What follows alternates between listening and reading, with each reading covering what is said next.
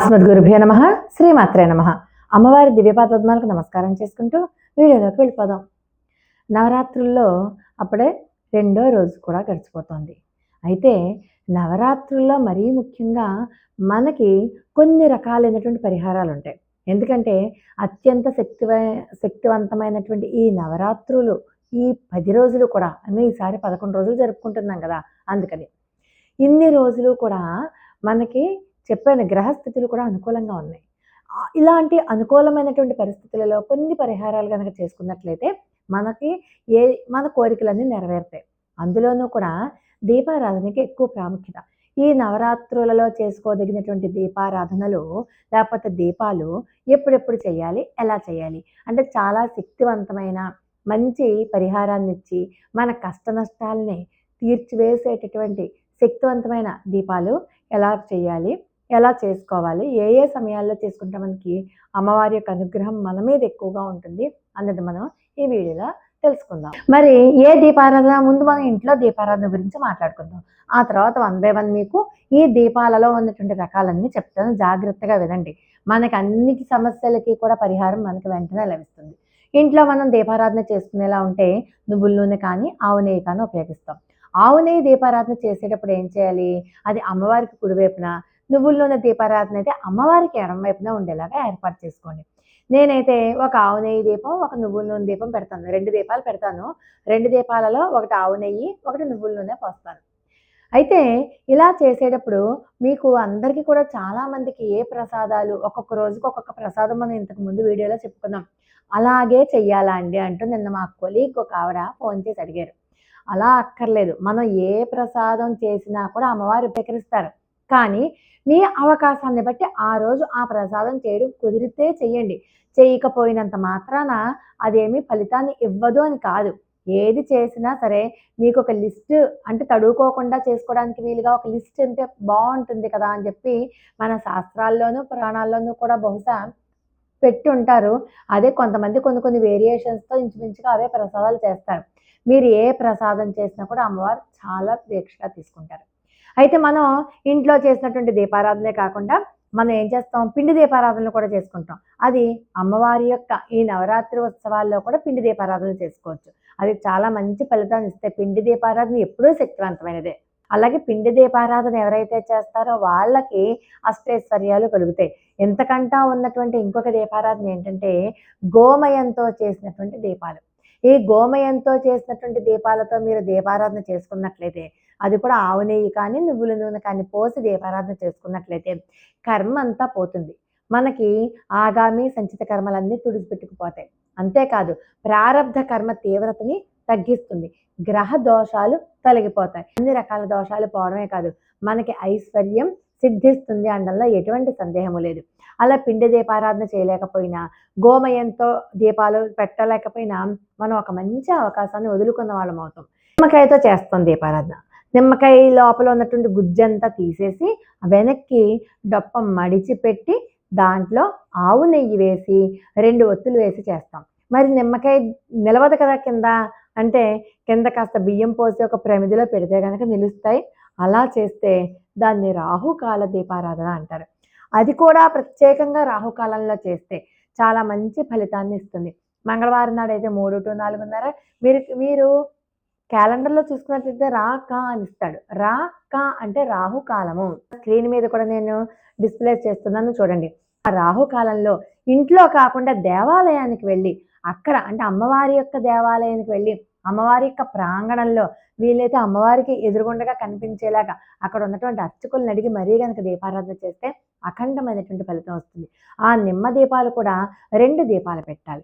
2 పెట్టి చెయ్యండి. ఏ దోషాలు ఉంటే పోతాయి. రాహు కూడా శాంతిస్తారు. మీరు శాండిల్వుడ్ పౌడర్ ఒకటి పట్టుకెళ్ళండి. నిమ్మ దీపారాధన చేసేప్పుడు బొట్లు పెట్టాలి కదా, అప్పుడు ఈ శాండిల్ పౌడర్ని తడి చేసి అది పెట్టి అప్పుడు దాని మీద కుంకుమ బొట్టు పెట్టండి. శాండిల్ అంటే రాహుకి చాలా ఇష్టం. అందుకని రాహు యొక్క సమతుల్యతని ఈ మన గంధము పొడి లేదా చందనం పొడి తీసుకొస్తుందన్నమాట, చల్లబరుస్తుందన్నమాట. అందుకని ఖచ్చితంగా నిమ్మ దీపాలు పెట్టండి. తర్వాత తమలపాకు దీపాలు అని చెప్పి ఒక రకమైన దీపాలు. తమలపాకు దీపాలు అంటే ఏంటి, ఒక 2 తమలపాకులు తీసుకుని ఆ 2 తమలపాకుల మీద ఒక ప్రమిదలు పెట్టండి, 2 ప్రమిదలు పెట్టి దాంట్లో చక్కగా ఆవు నెయ్యి పోసి 3 ఒత్తులు వేసి దీపారాధన చేయండి. అలాగా ఇటు 2 తమలపాకులు, ఇటు 2 తమలపాకులు పెట్టి ఇటొక దీపం, ఇటొక దీపం వెలిగించండి. అది చాలా మంచి ఫలితాన్ని ఇస్తుంది. తమలపాకులో ముగ్గురమ్మలు కొలువై ఉంటారు. లక్ష్మీదేవి, సరస్వతీదేవి, పార్వతీదేవి. అందుచేత ఆ ముగ్గురమ్మలు కొలువై ఉన్నటువంటి ఈ తమలపాకు మీద ఎవరైతే దీపం పెడతారో వాళ్ళ కోరికలు ఖచ్చితంగా అమ్మవారు వింటారట. ఈ 3 శక్తులు కలిసే కదా అమ్మవారంటే. అందుకని తమలపాకు దీపారాధన చేసినా కూడా అఖండమైనటువంటి ఫలితం వస్తుంది. ఈ దసరా నవరాత్రులందరూ అంతా కూడా అఖండ దీపం వెలిగించుకుంటారు. అఖండ దీపం వెలిగించాలి అంటే చాలా నియమనిష్టలు ఉండాలి. ఇంట్లో ఎటువంటి అశౌచం కలుపుకోకూడదు. ఆ దీపం వెలుగుతూ ఉండేలాగా ఒక మనిషి ప్రత్యేకంగా దీపం మీద కాన్సన్ట్రేట్ చేసి ఉండాలి. దానివల్ల అయితే మాత్రం చాలా మంచి ఫలితమే వస్తుంది. కాస్త నియమము, నిష్ట, పూజ, ధూపదీపాలు, నైవేద్యాలు అవన్నీ పర్ఫెక్ట్గా ఉందా, అసలు మీకు ఈ నవరాత్రులే చాలు మన కష్టాలన్నీ తీరిపోవడానికి అనమాట. అంత గొప్ప ఫలితం వస్తుంది. అవకాశం ఉన్నవాళ్ళు, ఓపిక ఉన్నవాళ్ళు, ఇంట్లో కాస్త ఆ దీపాన్ని చూసుకునేవాళ్ళు, ఇలాగ ఎవరైనా సపోర్ట్ ఉన్నవాళ్ళు ఉంటే కనుక కాస్త మరి నూనె కూడా ఎక్కువ ఖర్చు అవుతుంది కాబట్టి మీరు దాన్ని బట్టి చూసుకుని అఖండ దీపం పెడితే మాత్రం చాలా మంచి ఫలితం ఉంటుంది. మనం ఇంట్లో మామూలుగా ఎలా పెడతాము దీపారాధన? ఇత్తడి కుందుల్లో కానీ, మట్టి ప్రమిదలో కానీ, వెండి కుందులలో కానీ, లేకపోతే రాగి కుందులలో కానీ పెడతాం. మా ఇంట్లో అయితే మంగళవారం నాడు, ఆదివారం నాడు ఆ 2 రోజులు కూడా రాగి కుందులో దీపారాధన చేస్తే మంచిది. మంగళవారము, ఆదివారం. అలాగే ఖచ్చితంగా గురువారం వచ్చింది అంటే గురువారం నాడు ఇత్తడి కుందిలో దీపారాధన చేయాలి. నేను ఇంతకు ముందు వీడియోలో కూడా చెప్పాను. ఇత్తడి కుందిలో దీపారాధన చేస్తే గురువు యొక్క అనుగ్రహం కలిగి తీరుతుంది.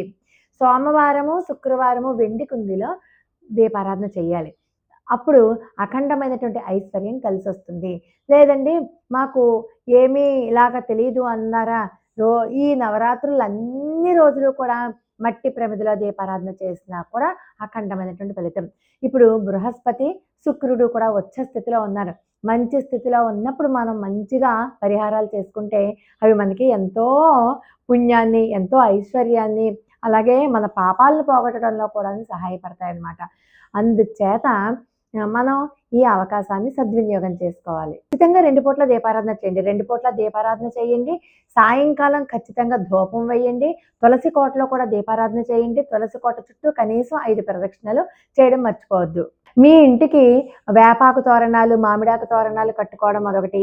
గుమ్మం ఎప్పుడూ కూడా పచ్చగా కళకళలాడేలా ఉండేలా చూసుకోవడం ఒకటి. అవి చాలా ముఖ్యం అన్నమాట. వీలైతే ఈ దసరా నవరాత్రులలో ఎరుపు రంగు దుస్తులు, ఆకుపచ్చ రంగు దుస్తులు, అలాగే పసుపు రంగు దుస్తులు ఇవి ధరించడానికి ఎక్కువ ప్రయత్నం చేయండి. దీపాల గురించి వచ్చాయి కాబట్టి ఇంకొక విషయం కూడా మనం చెప్పుకోవాలి. ఇప్పుడు ఈ నవరాత్రులలో రావి చెట్టు కింద, సెమి వృక్షం అంటే జమ్మి చెట్టు కింద చేస్తే విశేషమైనటువంటి ఫలితం వస్తుంది. ఆ రావి చెట్టు కింద కానీ, జమ్మి చెట్టు కింద కానీ నువ్వుల నూనెతో దీపారాధన చేయండి. మట్టి ప్రమిదని డైరెక్ట్గా కింద పెట్టద్దు. 2 ప్రమిదలు పెట్టుకొని ఆ 2 ప్రమిదలలో పైన ఒక ప్రమిదలో నువ్వుల నూనె పోసి 3 ఒత్తులు వేసుకుని దీపారాధన చేయండి. ఒక దీపం పెడితే సరిపోతుంది. మీరు దీపారాధన చేసినప్పుడు మీరు ఎక్కడైతే దీపారాధన చేస్తారో అక్కడ కాస్త నీళ్లు జల్లి ముగ్గు వేసి అప్పుడు ఆ ముగ్గు మీద ఈ దీపారాధన పెట్టండి. అంతేకాదు అది రావి చెట్టు అయినా లేకపోతే జమ్మి చెట్టు అయినా ఆ చెట్టు చుట్టూతా 5 కానీ 11 కానీ ప్రదక్షిణలు చేయండి. వీలైనంత వరకు కూడా అక్కడ నామజపం చేసుకోండి. ఓం ఐం హ్రీం శ్రీం శ్రీమాత్రే నమః అన్న మూలమంత్రాన్ని నిరంతరము జపిస్తూ ఉండండి. మనకి కర్మశేషం తగ్గుతుంది. మనకి ఏదైనా రావాలి అంటే అవి ఖచ్చితంగా వచ్చి తీరుతాయి.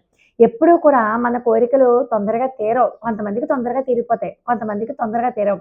వాళ్ళకి తీరిపోయిందండి నాకెందుకు తీరలేదండి అంటే ఏమో ఏ జన్మలో ఏ కర్మ ఇంకా శేషం మిగిలిపోయిందో. అవన్నీ కూడా మనం చేస్తున్నటువంటి ఈ దీపారాధన, ఈ పూజల వల్ల రెక్టిఫై అయిపోతాయి. మరీ ముఖ్యంగా దీపారాధనలో గోమయంతో చేసినటువంటి దీపారాధన కానీ, ఈ రావి చెట్టు కింద కానీ, జమ్మి చెట్టు కింద కానీ దీపారాధన చేయడం ఒకటి. ఇవన్నీ కూడా మన కర్మశేషాన్ని తగ్గిస్తాయి. అలాగే మీరు చేసేటటువంటి రాహుకాల దీపం ఒకటి. అన్నిటికంటే కూడా ఇవన్నీ చేసుకుంటూ ఉండే అన్నిటికంటే శక్తివంతమైనటువంటి దీపం ఒకటి ఉంది. మనందరికీ చాలా ఇష్టమైనటువంటి దీపారాధన. అదేంటి? కామాక్షి దీపం. దానికి ప్రత్యేకంగా కుందులు ఉంటాయి కదా! అవి చక్కగా ఇత్తడివి కొనుక్కొని తెచ్చుకొని వాటిలో మనం దీపారాధన చేసుకోవాలి. అలా దీపారాధన చేసేటప్పుడు దాంట్లో ఆవు నెయ్యి పోసి వెలిగించండి.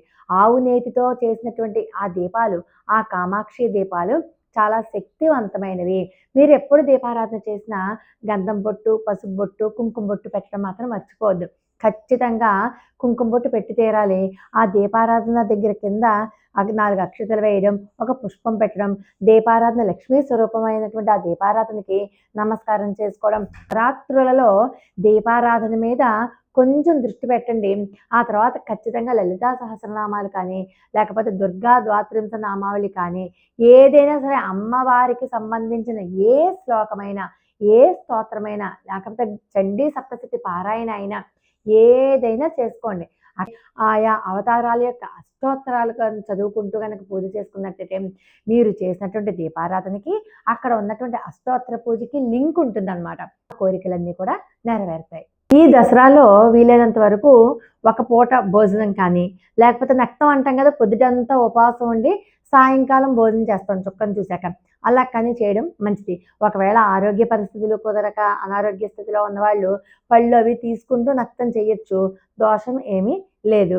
లేదంటే మేము 2 పూట్ల భోంచేస్తామండి అంటే ఏమీ పర్వాలేదు. అమ్మవారికి ఒక నమస్కారం చేసుకొని చెయ్యండి. సాధ్యమైనంత వరకు ఉల్లి, వెల్లుల్లి, మాంసాహారము, మద్యము తగలకుండా చూసుకోండి. ఈ నవరాత్రులందరూ అంతా కూడా అందరూ కూడా బ్రహ్మచర్యం పాటించేలా చూసుకోండి. అలాగే ఐశ్వర్య దీపం ఒకటి వీలైతే ఒక శుక్రవారం నాడో ఏదో ఒక రోజు పెట్టుకోండి. మీకు అనుకూలమైన ఇంట్లో అశౌచం అది లేని రోజు, ఇవన్నీ కూడా అశౌచం లేని రోజుల్లోనే చెయ్యాలి.